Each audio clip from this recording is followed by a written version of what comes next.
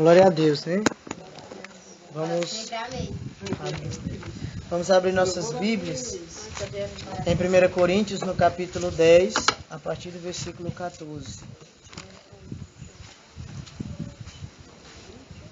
1 Coríntios, capítulo de número 10, verso 14.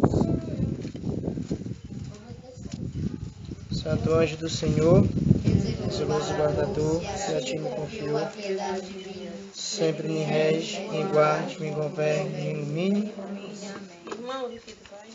1 Coríntios, capítulo 10, versículo de número 14 em diante.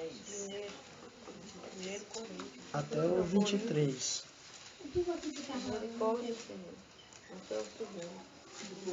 Glória a Deus.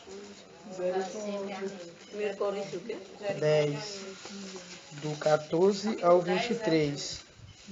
Capítulo 10, versículo 14 ao 23.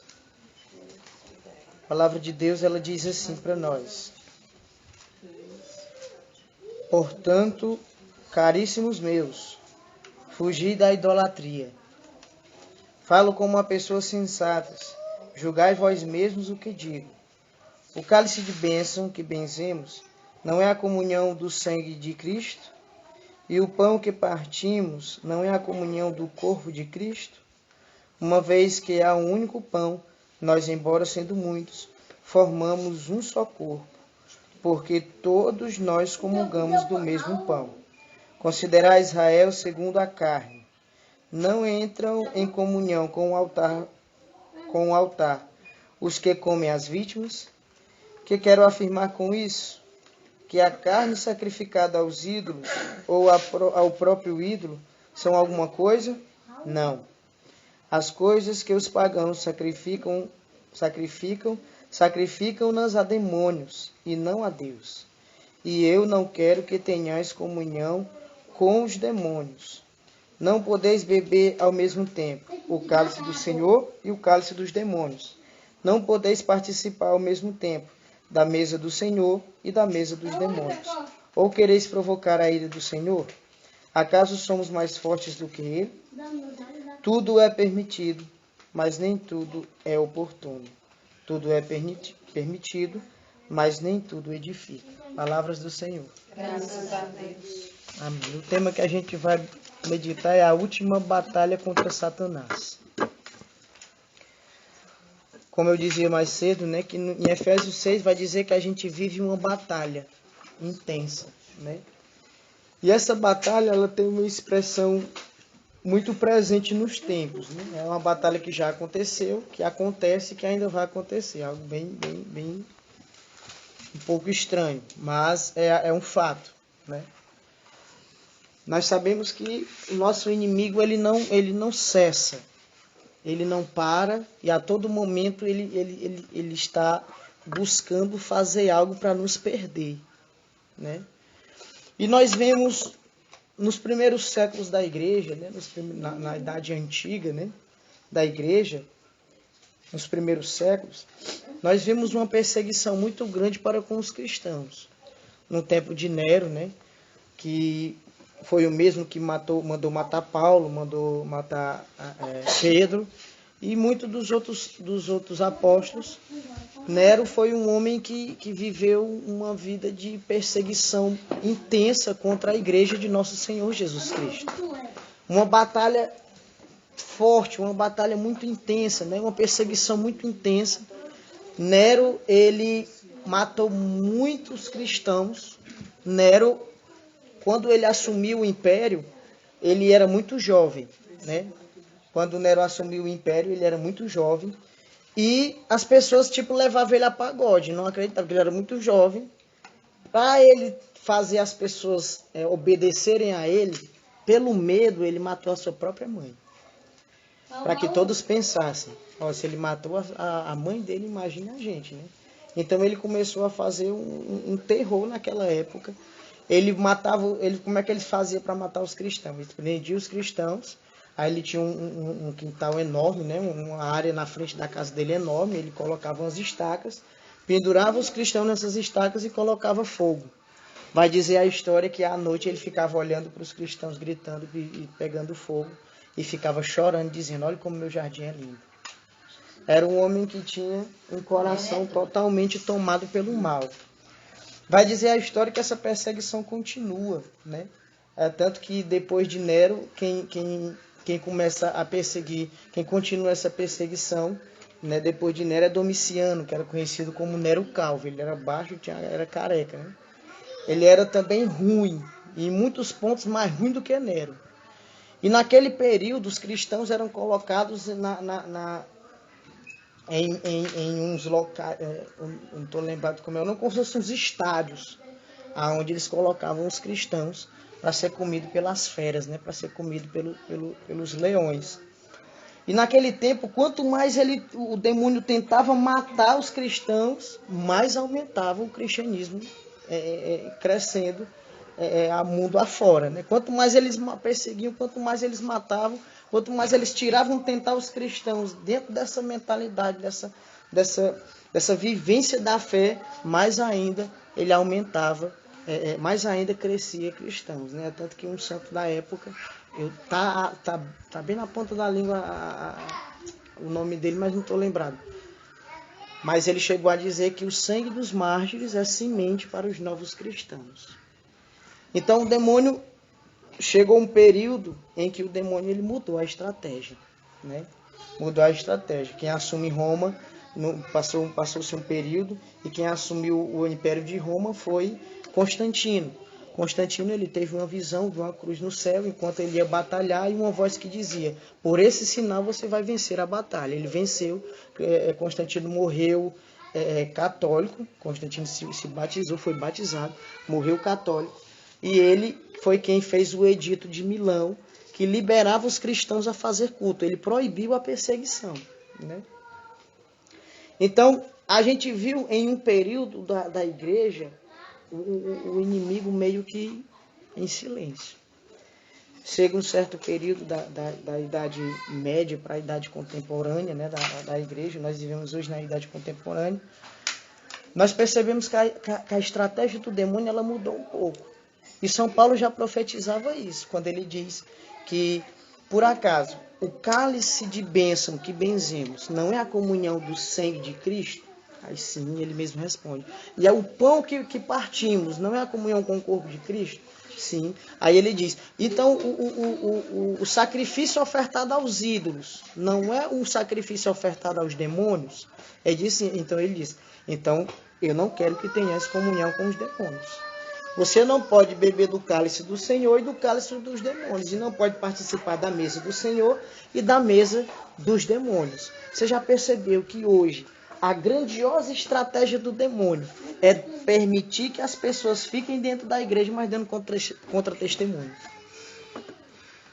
A estratégia maior do demônio hoje é que as pessoas fiquem dentro da igreja, mas dando contra-testemunho, participando da mesa do Senhor e da mesa dos demônios. Nas aparições, né, de Nossa Senhora, ela pedia, em quase todas as aparições, se não for todo, até onde eu tive acesso, ela pedia sempre a comunhão em reparação dos sacrilégios que fazem com o corpo do Senhor. E hoje nós percebemos que os satanistas, eles adentram em meio às filas da comunhão. Eles roubam a Eucaristia para fazer sacrilégios. Eles pegam uma menina virgem e eles introduzem a Eucaristia para dizer que Jesus tirou a virgindade daquela menina. Então são muitos sacrilégios que acontecem. É algo bem intenso. Então nós vivemos em meio a uma batalha muito grande. Uma batalha espiritual intensa. E a batalha contra Satanás ela já acontece. Ela já está acontecendo. Só que é que a gente percebe hoje em dia. Hoje em dia tem muitas pessoas dormindo dentro da igreja. E não querem entender essa realidade. Um exemplo. Todo mundo nem se preocupa com a questão dos muçulmanos, né? Mas daqui a um tempo, o Brasil e muitos outros países da Europa vão ser tomados pelos muçulmanos. Por quê?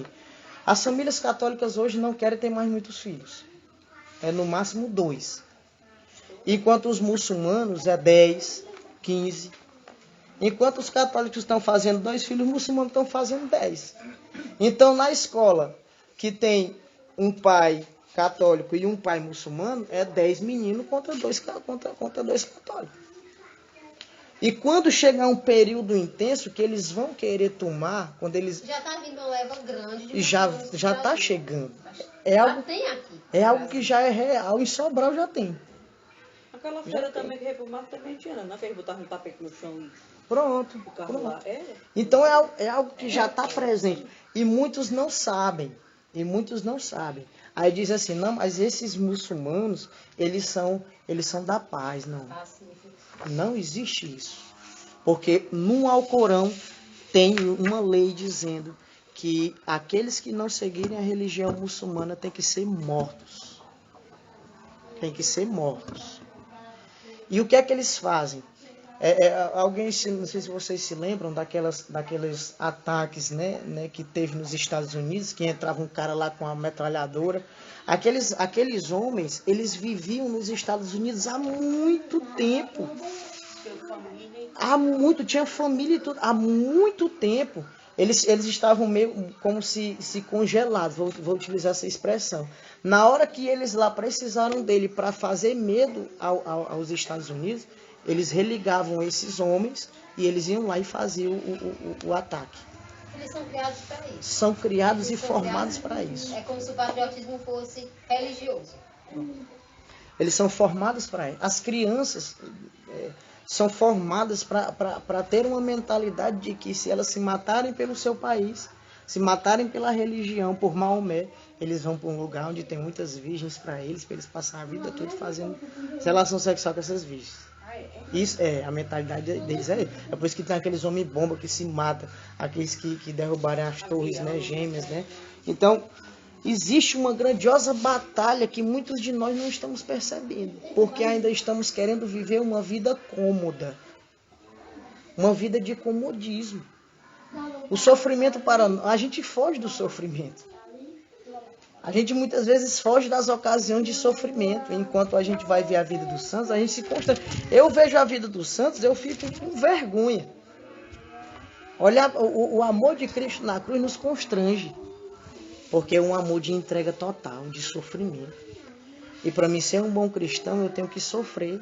E para mim ser soldado dos últimos tempos, e é para isso que a Virgem Maria forma a gente, porque a Virgem Maria, a gente muitas vezes tem uma visão distorcida de Nossa Senhora. Vê como ela tem uma imagem muito mais mansa, né, mais tranquila, na paz.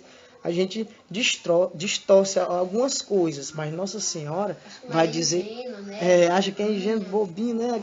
Aquela visão, né, distorcida. Mas São João Damasceno, né, ele dizia no Glórias de Maria que Nossa Senhora é como uma leoa para defender os seus filhos.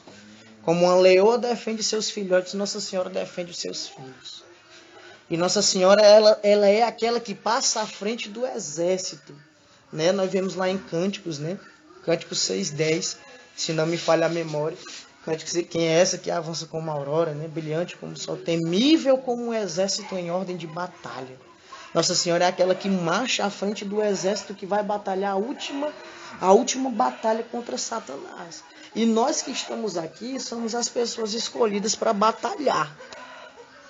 Para batalhar nos últimos tempos com o auxílio de Nossa Senhora. Então a batalha contra o demônio, ela é real. Basta só você abrir os olhos e ver ao seu redor. Você consegue enxergar a batalha que acontece. As escolas estão querendo influenciar os nossos filhos a ter uma mentalidade dessa ideologia de gênero.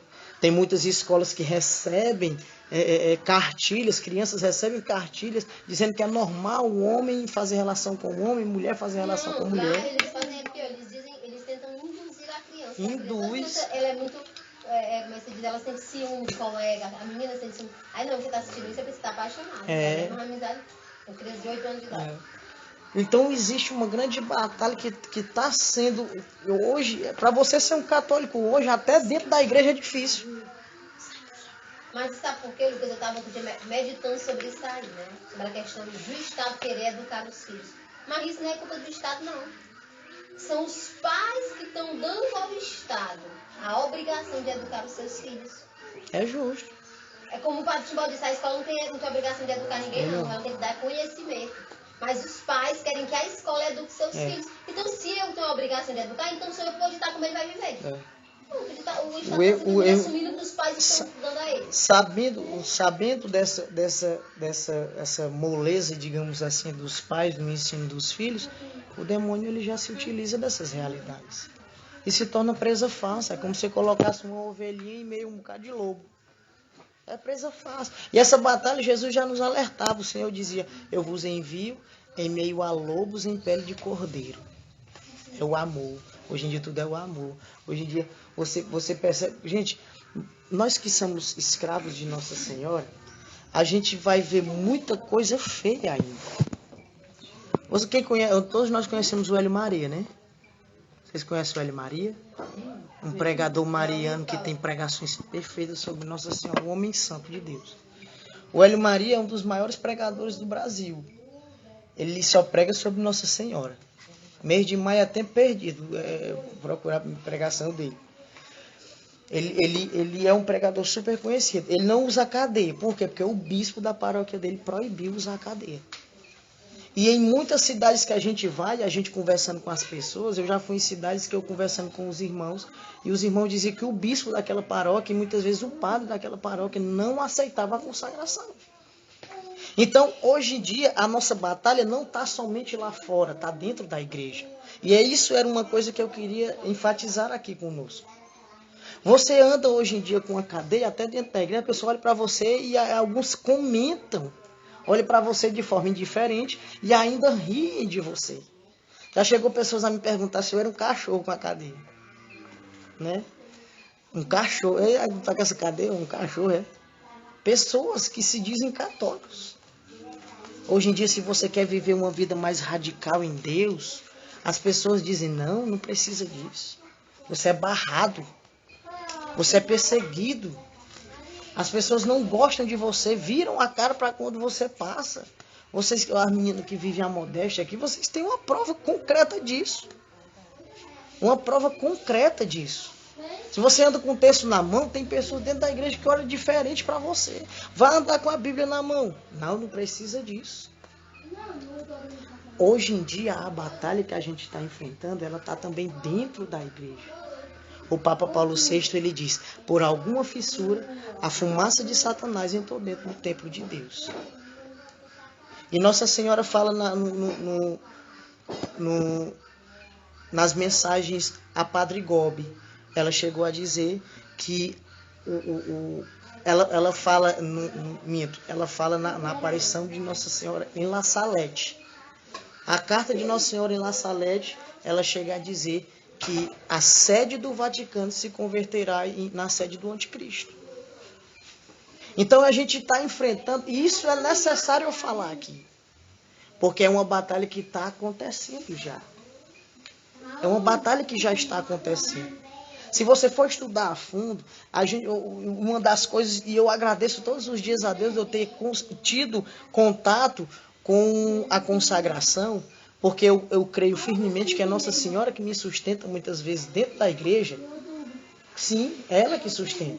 Porque quando você vai estudar a fundo, você vê muita coisa errada. Se não for Nossa Senhora para lhe sustentar, você vai embora. Porque é uma batalha concreta. Isso é necessário dizer. Aqui não tem nenhuma criança. É necessário dizer para quê? Para que nós possamos entender. Quando você vê alguma coisa errada, uma perseguição contra você, quando você vê uma coisa, mentiras sendo inventadas contra você, você vai entender. Não, é a batalha que a gente está vivendo nos últimos tempos. Não pense que esse grupo está iniciando, vai fazer um ano, né? Não pense que o carisma de vocês, eu já enxergo um carisma forte na vida de oração, na radicalidade. Não pense que vocês não vão ser perseguidos, vocês vão ser perseguidos. Já estão sendo. Glória a Deus. Mas Jesus dizia, porque eu dizia assim, Senhor, está errado, não aconteceu nada com a gente, está tudo bem, então não estamos no caminho certo. Aí quando começou o Senhor disse, agora você entende que está no caminho certo. Essa é a prova. Então a gente precisa entender que a gente vive em meio a uma guerra. Jesus ele disse, se o mundo me odeia, se o mundo vos odeia, porque ele odiou a mim primeiro. E quem segue os passos de Jesus não tem outro caminho, vai ser perseguido, vai sofrer esse combate. Porque lá em Mateus capítulo 10, versículo 22, vai dizer, sereis odiados por todos por causa de meu nome, mas aquele que perseverar até o fim será salvo. Lá em Mateus capítulo 5, versículo 11 e 12. Bem-aventurado quando vos caluniarem, quando vos perseguirem, disserem falsamente todo tipo de mentira contra vós. Então o Senhor ele já nos alerta dessa batalha que a gente vai enfrentar. E veja, no tempo de São Francisco de Assis, a gente está meditando muito em São Francisco, no tempo de São Francisco de Assis era visto como um louco. Um cara que rebolou tudo, até dentro da igreja. Santo Atanásio, ele foi excomungado pelo Papa da época. E ele era proibido de entrar nas paróquias. Ele dizia, vocês têm as paróquias, mas nós temos a fé. Então, escreva o que eu estou dizendo. Vai chegar um tempo que aqueles que quiserem viver a fé de verdade vão ter que fazer igual Santo Atanásio, procurar os desertos para poder viver a sua fé. E está chegando esse período. Já existem países que é proibido você andar com a Bíblia na mão. Você é preso. E quando acontece nesses países, é bem fácil para chegar aqui. E já teve leis, né, lá no Congresso, aquele Jean Willis, que é um servo do demônio, ele chegou querer colocar leis lá, de que se um filho visse o pai, um filho que quisesse ser homossexual, visse o pai lendo a Bíblia dentro de casa, ele tinha direito de ligar para a polícia para ir buscar o pai dele. Porque a Bíblia é homofóbica na mente dele. Então a batalha que a gente está enfrentando é uma batalha muito real. É algo muito concreto. Que a gente vai ter que ser forte, perseverar na oração, perseverar no amor à igreja. Porque os filhos da igreja, e a gente vem vivendo isso ao longo do século, muitos filhos quiseram se desviar. A gente vê isso desde o tempo de Jesus, que foi o caso de Judas. Então a descendência da serpente, ela está no meio, está tentando destruir a fé das pessoas. Hoje em dia, e a gente tem que ser sincero nisso, um exemplo, Santo Curandás, que é São João Maria Vianney, vai dizer que quando ele pregava para a salvação das almas, ele gritava, ele pregava alto. Aí perguntava para ele, mas João, por que você quando vai rezar, você reza baixo, mas quando você vai pregar, você prega alto? Ele disse que quando eu rezo, eu falo a Deus que me escuta, mas quando eu prego, eu falo aos surdos, que não ouvem. Então existe uma batalha muito concreta, uma batalha muito real. Hoje em dia é difícil você ver uma homilia apologética que defenda a nossa fé. Eu louvo e agradeço a Deus que o Padre Jimbó de vez em quando ele está descendo um cacete nesses falsos profetas que tentam entrar dentro da nossa casa e tirar a nossa fé. Ele fala uma vez sobre os testemunhos de Jeová, ele fala uma vez sobre dos protestantes. E isso alimenta a nossa fé. Porque ali é onde nós se sentamos para aprender. E se ele nos ensina, a gente vai estar blindado contra os lobos em pele de cordeiro. E a gente tem que louvar a Deus e agradecer. A passagem do Monsenhor que pregava fortemente para a conversão, que passou pelo mar. Então, a gente tem que agradecer que a gente ainda pega os pastores que ainda se preocupam com nossa alma. Tem lugares, né? Tem lugares que a gente vai ver, né? Tem lugares que a gente vai que os padres dizem que masturbação não é pecado. Já teve padres que passaram por aqui que diziam que sexo anal não era pecado. Nada é pecado. Então nós temos que ter o nosso coração certo de que vai chegar período que para ser católico tem que ter sangue no olho. Tem que ter sangue no olho. E esse é o momento, porque a gente está sentindo ainda a calmaria, esse é o momento da gente já ir trabalhando para se preparar para essas batalhas. Para essas batalhas. Recentemente inventaram um monte de mentira do nosso fundador. Dizendo que ele pedia dinheiro para as pessoas que ele rezava, que ia se aconselhar.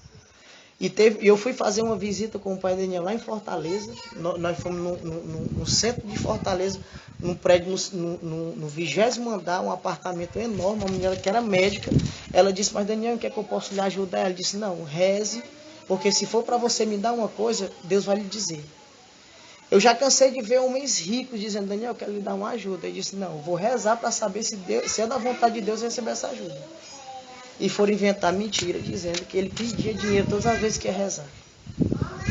Uma vez eu conversando com a menina, ela disse, pois todas as vezes que eu vou lá no Daniel, ele nunca me pediu. E quem tem acesso, sabe. Inventaram dizendo que já chegaram a inventar. Esse dia eu achei graça. E louvei o nome do Senhor. Chegaram a inventar que eu tinha um caso com ele. Para você ter uma ideia do tamanho do escrúpulo, né? Do tamanho da audácia dos maus. A audácia dos maus é grande. E não fique e se preparem, porque vai ter história também. Porque quem quer viver a fé vai ser perseguido, não tem outro caminho. Então existe uma batalha extremamente real acontecendo.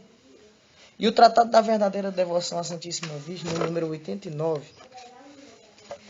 ele vai dizer que em meio a esse mar tempestuoso, em meio a essas poeiras que o mundo ele joga dentro da nossa casa muitas vezes, a poeira que eu vejo essas músicas mundanas hoje, que todo momento está entrando dentro da nossa casa. Não porque a gente bota, mas porque é direto. Na rua da gente é demais. Na minha rua tem um lá que é 24 horas.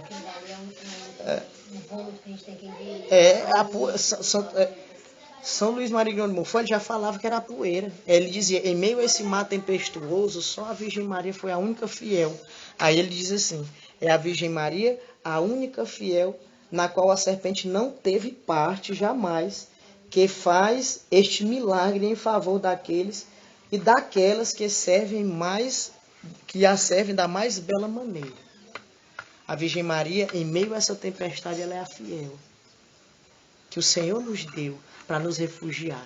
É como se ela fosse o barco, que nós temos que pular dentro em meio a esse mar, porque hoje em dia, meu irmão, o mundo está aí. Hoje não tem trégua pra gente, não tem trégua não. Não tem paz não, pelo menos de primeira a gente tem um tempozinho de paz, né? Mas hoje em dia tinha paz, né? Final de semana fica razoado. Hoje não tem mais paz não. De segunda a segunda. Hoje não tem mais paz. Para você viver hoje uma vida buscando a santidade, você tem que se policiar em todas as áreas. Você é como o Padre Paulo Ricardo, né? Dizendo que ia passando na rua, andando de carro, né? Aí o olho dele bateu bem na costa da menina, tava com as costas lá de fora. O olho dele bateu bem na costa da menina. Aí ele só fez, olhou pro céu e disse, mãezinha do céu, eu quero lhe ver lá no céu. Daqui um dia aquelas carnes vão estar tudo caindo. Então, uma vez envelhecendo, não, tá tudo caindo. Então eu prefiro olhar para você. Hoje em dia é muito difícil você viver. Você tem que andar. Eu já cheguei a andar só olhando pro chão. Hoje eu já tenho um domínio a mais nessa questão, dessa área. Mas no início eu andava olhando pro chão. O pessoal passava por mim, ó, o Lucas é beijo, nem fala com a gente. Mas não é. A gente tem que ter essa batalha pra gente tentar se policiar em todas as áreas.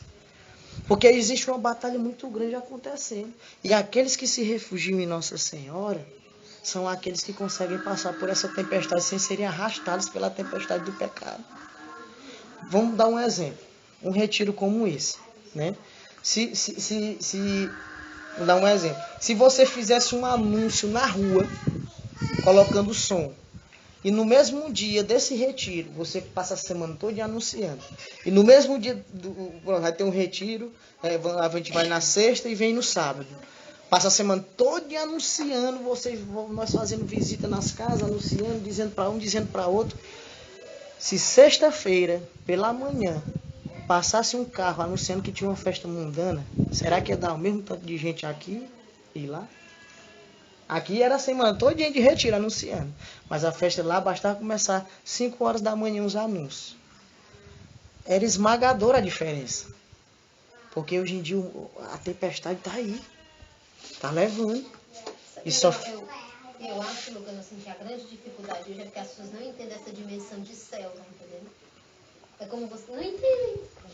As pessoas não conseguem entrar no mistério do que é o céu, do que é uma eternidade. Não, não é nem céu. Eu falo mais do que isso. As pessoas não têm dimensão do que é uma eternidade. Pronto. Tá entendendo? A palavra-chave é essa. A eternidade feliz e a morte eterna. As Não. pessoas não têm... Acabou, fechou os olhos aqui, que já era. Pronto, não tem mais esse negócio de tem, não. Ó, no tratado, no artigo 2, a partir do número 201, a Virgem Maria, ela dá 5 deveres que ela tem para com o escrava fiel, que é fiel a ela. Em meio a essa batalha, são 5 realidades que nós necessitamos para ser bons soldados. Primeiro, ela ama, suprindo assim toda falsa necessidade que temos do mundo, do falso amor do mundo. A Virgem Maria, ela derrama em nós o seu verdadeiro amor, o seu amor que tem uma finalidade. O padre Paulo Ricardo, ele falava em uma formação que hoje você vê muitas pessoas que estão se perdendo no mundo e a vida deles é como a vida de uma vaca, dessa daí. Acorda, come, anda um pouquinho ali e dorme. Depois no outro dia do mesmo jeito, acorda. Aí quando morre, acabou-se. Porque, entre aspas, a alma do animal, ela não é eterna. É um sopro de vida, né? Eu estou dizendo entre aspas a alma, mas a alma do animal é um sopro de vida, não tem eternidade, não é eterno. O animal morreu, se acabou-se. Mas nós temos uma alma eterna. E se nós vivermos como as vacas, a gente vai ser condenado ao inferno. E o inferno é real. Santo Agostinho dizendo que o fogo do inferno, comparado ao fogo dessa terra, é como um fogo pintado na parede. A gente muitas vezes, Santo Afonso Maria de Ligório, você coloca o dedo sobre uma vela 10 segundos para ver se você aguenta, aí você vai ver se você aguenta o fogo do inferno. Então, essas realidades, é como a irmã diz, a palavra eternidade hoje... Eu perguntei para o aluno Ian, quem aqui acredita que vai ter uma outra vida depois daqui, uma eternidade, um céu, um inferno? Morreu aqui, eu acho que morreu, acabou. Eu disse, você acha que morreu, acabou? Diga pra assim, morreu, meu filho. Tem é caduco que diz. Rapaz, casa, sabe? Tem. Rapidinho, tem que ver, né? Porque... Não, o nosso inferno é aqui, tem gente que diz. Eu disse, só se o inferno fosse bom. Fechou, lá morremos de comer agora. Sim, olha. É de ser. O pessoal diz o inferno é aqui, a quietura, as coisas, né? O sofrimento, é de ser. Eu digo todo santo dia, olha. A pessoa olha, sabe? Você fala, não, eu me lembrando da pessoa.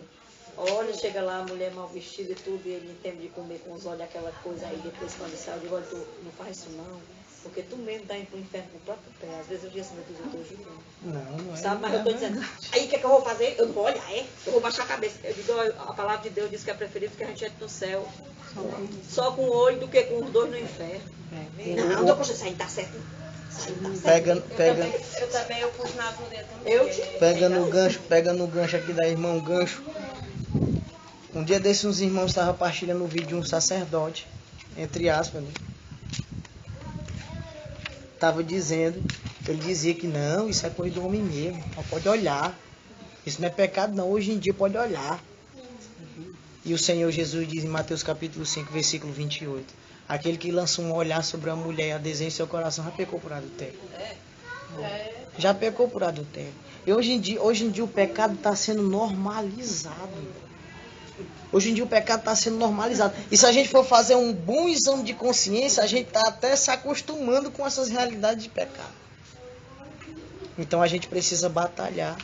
E a Virgem Maria, ela nos dá nesse primeiro dever que ela tem para conosco, né? Que ela tem para com seus filhos, seus fiéis, seus escravos.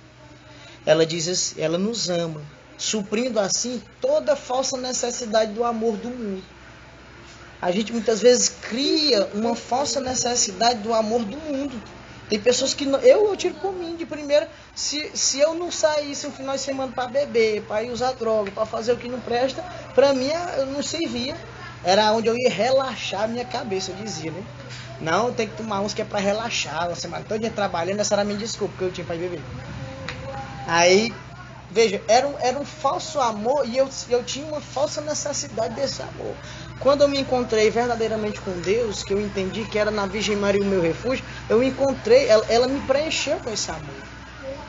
E aquela necessidade que eu tinha do mundo, hoje já não existe mais. Pode ter festa como não, pode ter bebido como não, pode ter droga como não. já não é coisa. Eu estou lutando contra coisas mais intensas ainda do que essas coisas grandes que o mundo oferece. Hoje a minha luta é mais nas coisas pequenas. É a luta maior que a gente tem que enfrentar. A segunda coisa que Nossa Senhora ela tem como dever, o tratado vai dizer, ela nos mantém, né? Ela nos mantém de pé, ela nos mantém firme, é como a irmã dizia, né? Passa por situações que era para se desesperar, mas não se desespera. Nossa Senhora nos mantém firme, de pé, diante do sofrimento, diante das situações que parecem impossíveis, né? Eu lendo, agora a gente tratou aí à vontade. Eu lendo a história de Dom Bosco. Dom Bosco, quando ele estava querendo fazer uma igreja em honra à Nossa Senhora Auxiliadora, é muito interessante essa história. Dom Bosco, quando ele estava querendo fazer, ele estava querendo fazer uma igreja em homenagem à Nossa Senhora Auxiliadora, ele precisava de dinheiro. Aí tinha dias que os filhos espirituais dele saíam pela manhã. Teve um dia que o filho espiritual dele saiu pela manhã, saíram, andaram, só conseguiram, vamos dizer, trazendo para essa moeda, eu me esqueci como é o nome, não sei se era liras, a moeda de lá, mas vamos supor que trouxeram R$1.000. Aí tudo preocupado que eles precisavam de R$4.000 para poder dar continuidade à construção da igreja para Nossa Senhora, né? Aí Dom Bosco, não se preocupe, porque hoje à tarde eu saio e eu volto com dinheiro. Aí Dom Bosco andou. Aí teve um momento que a gente sabia para onde é que ele andou e sentou em uma rodoviária, né? Rodoviária não. Em um ponto do trem, né? Onde eles esperavam um trem. Se sentou, chegou um jovem perto dele. Aí disse assim: Dom Bosco, meu patrão mandou lhe buscar, porque ele quer que você reze nele, que ele está muito doente. Aí, amém, vamos lá. Mas o Dom Bosco foi mais ele, né? Chegou lá, era uma mansão enorme, um homem extremamente rico. Aí Dom Bosco entrou, olhou para um lado, olhou para o outro, entrou, né? Aí já viu ali o trabalhar da providência de Deus, né? E do auxílio de Nossa Senhora. Aí ele entrou lá, aí o homem estava há mais de ano que ele estava deitado na cama e não conseguia se levantar, doente. Já não ia mais no banco, já não ia mais nem no canto, estava prostrado, praticamente prostrado. Aí Dom Bosco olhou para ele, sentou perto dele, aí disse assim: Ô Dom Bosco, reze em mim, para ver se eu fico curado dessa doença. Aí ele disse: e você, qualquer coisa eu posso lhe ajudar. Ele disse: eu queria que você me ajudasse com R$3.000, que é para mim dar continuidade à construção. Não sei o que, como é que você vai fazer? Dom Bosco não posso dar graça. Como é que você vai fazer para você me ajudar? Aí ele disse: mas Dom Bosco, você está vendo a minha condição? Eu não consigo nem me levantar daqui. Eu não consigo nem me levantar há muito tempo. Aí ele disse: não, você vai se levantar para ir no banco. É agora. Você vai se levantar para ir no banco. Aí ele disse: mas Dom Bosco, nem roupa mais eu tenho, porque as minhas roupas tudo se perderam, que há muito tempo eu não saio de casa, não vou mais no banco. Aí ele disse: pô, o que você está esperando, rapaz? Olhou para os empregados e disse: vai comprar roupa pro homem que lá no banco. Vai comprar roupa para ele. Mas Dom Bosco, você não estava vendo a situação. Ele disse: calma que Nossa Senhora Auxiliadora vai fazer a parte dela. Para ele regularizar no Vaticano a congregação dele, ele ia nos bispos que estavam doentes, porque tinha uma votação, os bispos doentes, aí ele dizia: se eu conseguir me levantar daqui, eu voto a favor da sua congregação. Aí ele disse: pois Nossa Senhora Auxiliadora vai lhe levantar, vai lhe ajudar. Quando era no outro dia, os homens estavam bons. E foi do mesmo jeito com o homem. Na mesma hora, o homem se levantou da cama. Eles começaram a orar e pediram auxílio de Nossa Senhora da Auxiliadora. Aí o homem se levantou, vestiu a roupa e foi no banco. Passou-se assim, umas meia hora que ele tinha chegado em casa, o homem chegou com dinheiro lá. Aí ele disse: mas Dom Bosco, olha que a graça que eu recebi pela intercessão de Nossa Senhora. Você tirou o dinheiro do banco e Nossa Senhora lhe tirou da cama. Ele disse, né? Então, a providência de Deus, ela nos mantém. Diante de coisas impossíveis, a Virgem Maria nos mantém. É uma confiança que a gente deve ter. Quando a gente era da fraternidade, né? Aí sofria tanto de chuva com o telhado caindo em cima da gente. Aí chegou uma benfeitora. Aí fui lá, fiz oração, tudo aí. Vocês estão precisando alguma coisa do teto, filho. De cima É o que nós estamos precisando, de comida de quebrar. Pô, pronto, fulaninho, nós tá aí, bora. Pra chamar até o pedreiro, o material todo, bora arreitar o teto todinho de cima e de baixo. Foi feito. Foi sim. Deus é providente. A terceira coisa que Nossa Senhora tem o dever de Nossa Senhora para conosco, vou dar uma acelerada. O segundo, ela nos mantém. O terceiro, ela nos conduz. Ela nos apresenta o poder da verdade que nos guia. A palavra de Deus, ela vai dizer no maior salmo da Bíblia, né? O Salmo 118. O Salmo 118, no versículo 105, vai dizer que a palavra de Deus é um facho para os nossos passos, uma luz para os nossos passos. Né? E a Virgem Maria, ela nos conduz dentro da verdade do seu Filho Jesus. Ela guia os nossos passos, dita os nossos passos segundo a vontade do seu Filho. E em meio a essa batalha, a gente tem que ser conduzido. Tem que existir a necessidade na nossa alma de entender que a gente necessita de alguém que nos conduza no caminho da verdade. E a Virgem Maria, ela nos conduz ao Filho, conduz a um amor profundo com seu Filho Jesus. Né? A quarta coisa, o quarto dever de Nossa Senhora, ela os defende e os protege. Duas realidades. Ela os defende e protege. Ela defende. Como é que alguém nos defende? Atacando. Quando alguém vem para te defender, ela já vem no ponto. Gênesis 3,15. Porém, ordem de ti a mulher, entre a tua descendência e a dela. Porém, esta lhe ferirás a cabeça e tu lhe ferirás o calcanhar. São Luís, no tratado, ele explica essa questão do calcanhar. Eu sempre quis saber esse negócio do calcanhar. Eu bati cabeça. Quando eu li o tratado, foi quando eu fui descobrir. São Luís, ele diz que o calcanhar somos nós. Sabia disso. Deus que me revelou isso, acredita? Oh, glória. Foi? Eu nunca estudei assim, já estudei o tratado, mas nunca me fixei nisso. Oi. Deus me revelou isso há muito tempo. Que o calcanhar justamente era uma linguagem dos judeus, tá entendendo? Essa questão do calcanhar, dos passos atrás da pessoa, era como se fosse uma linhagem. Né? Uma linhagem. A descendência. É uma descendência. E alguns teólogos, devido à passagem, não é Maria que vai esmagar a cabeça da gente, é a sua descendência que está em Jesus Cristo, seu primogênito. E essa descendência, né, somos nós.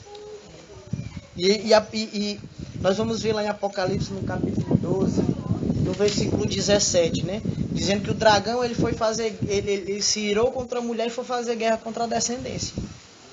Que são aqueles que seguem, que dão testemunho de Jesus. Não tem como atingir. E uma vez eu estava, isso foi uma experiência muito profunda que eu tive, eu rezando mais o Pai Daniel, né? A gente rezando.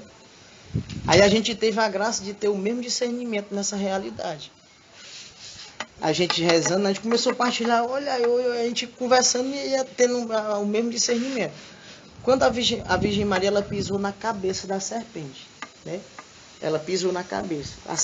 Quando eu falo nessa realidade de pisar na cabeça, pisou na sede da astúcia do demônio.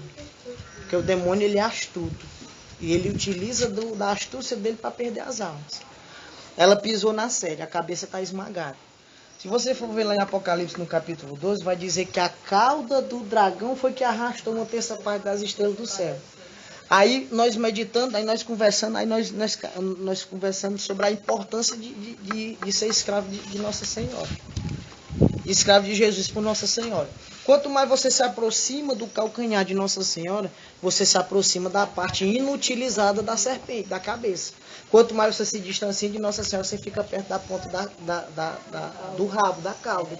Que é justamente a cauda que está arrastando uma terça parte das estrelas. Ô, minha gente, bora comprar as cadeiras de vocês.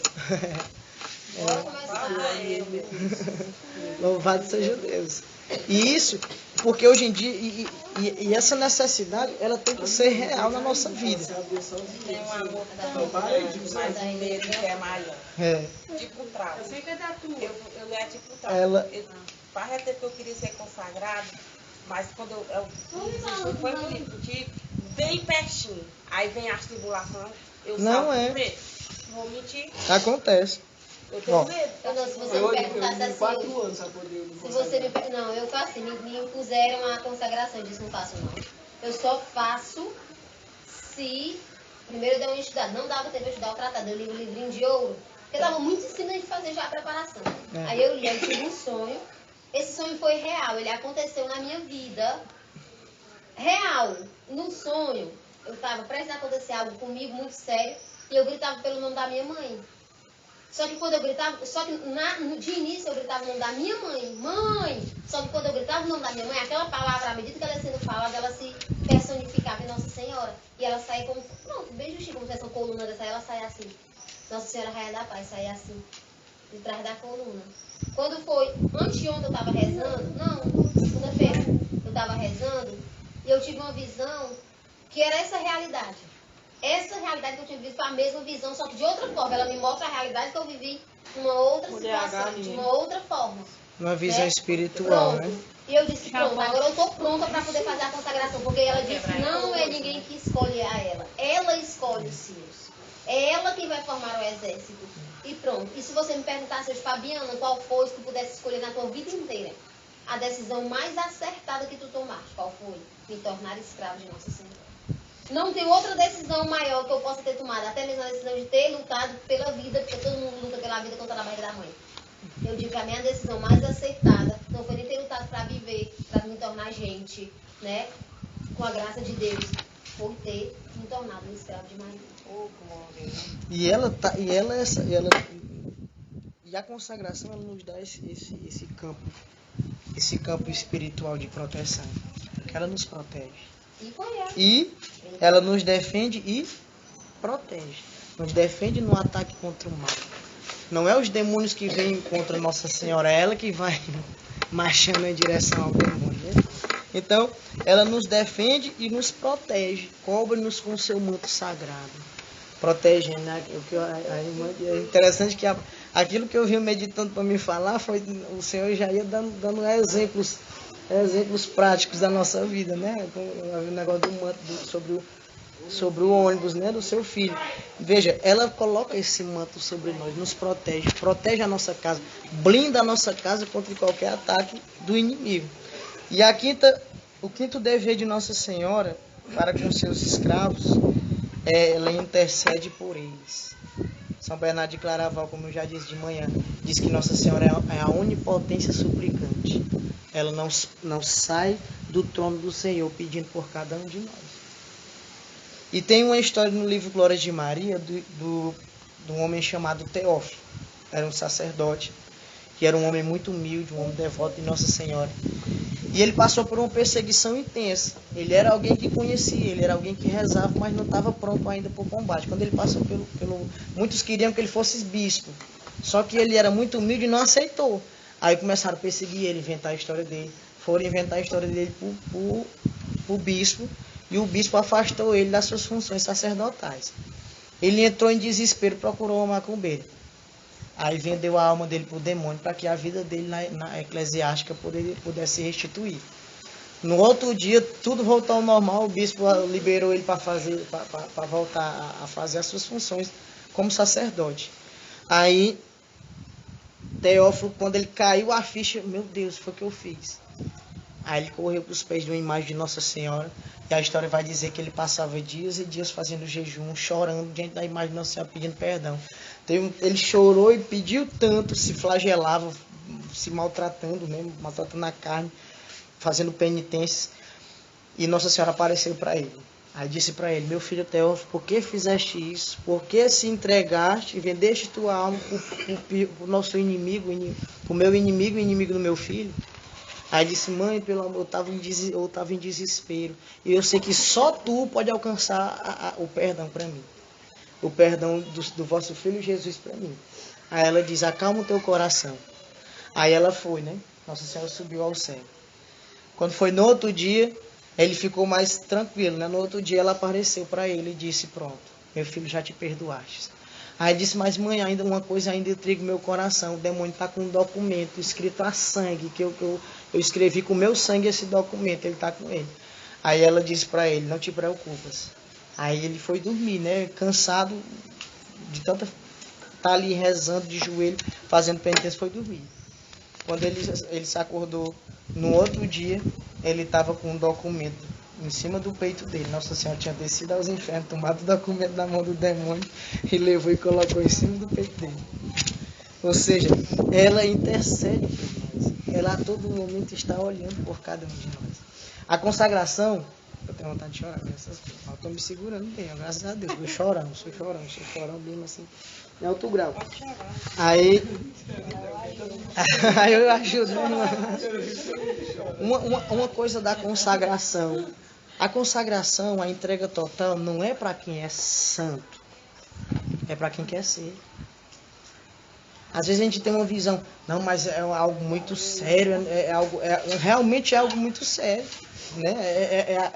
É a renovação dos nossos votos batismais, é algo muito sério, né? É uma entrega total. Tudo que você vai fazer de bom, você entrega a Nossa Senhora, como também aquilo que você faz de mal, você está ofertando a Nossa Senhora. No meu caso, se eu for adulterar, né, com um olhar ou então com um ato, né, adulterar no meu matrimônio, estou ofertando a Nossa Senhora um adultério. A gente oferta tudo a ela. É algo sério? É, mas é algo para nós. O tratado vai dizer que ela dá uma parte da fé dela para nós, que ela não precisa mais de fé no céu. No céu, nenhum de nós precisamos mais de fé. Ela dá uma parte daquela fé dela para cada um de seus escravos.